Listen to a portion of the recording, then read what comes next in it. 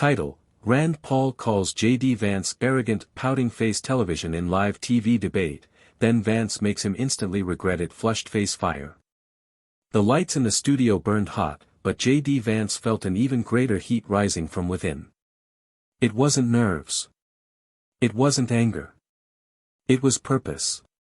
He sat across from Senator Rand Paul, the two poised for a live televised debate watched by millions across the country.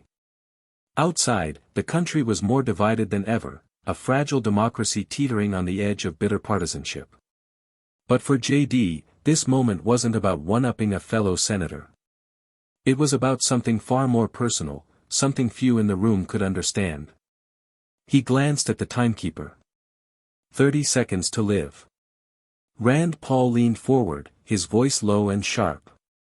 Don't get clever, Vance. You're new. Try not to act like you've got it all figured out. J.D. didn't flinch. He had grown up in Middletown, Ohio, in a household where arguments weren't settled with words but with silence or slammed doors. He knew what it meant to be silenced. He'd been underestimated his whole life, by teachers, neighbors, even himself. But he also knew that kindness, when given room to grow, could change a broken life. The countdown reached 0. The red light blinked on. America was watching. Welcome to tonight's live Senate debate, the moderator said. With us are Senator Rand Paul of Kentucky and Senator J.D. Vance of Ohio. Let's begin with the question on every viewer's mind: leadership. What defines a true leader in today's America? Rand Paul leaned in first, his polished smile never reaching his eyes.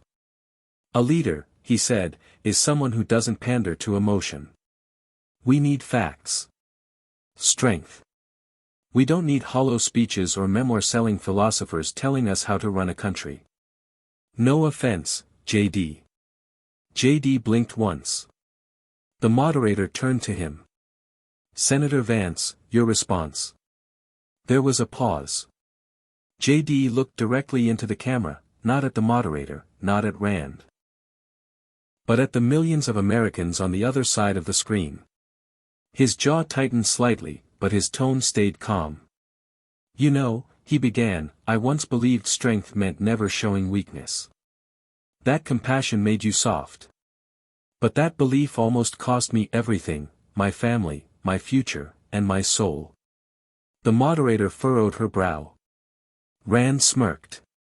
J.D. continued. I was 10 when I watched my mother overdose for the first time. We lived paycheck to paycheck. I remember clutching the arm of a paramedic, begging him not to let her die. That night, an old neighbor, a man who barely knew us, brought over dinner and stayed with me until the ambulance left. He didn't say much. He just sat there, silent. But that act saved me. The studio fell completely silent. J.D.'s voice didn't waver. I went to the Marines not to prove anything, but to find out if I mattered. I wrote Hillbilly Elegy not because I thought I was better than anyone, but because I knew so many people back home felt forgotten. And I entered.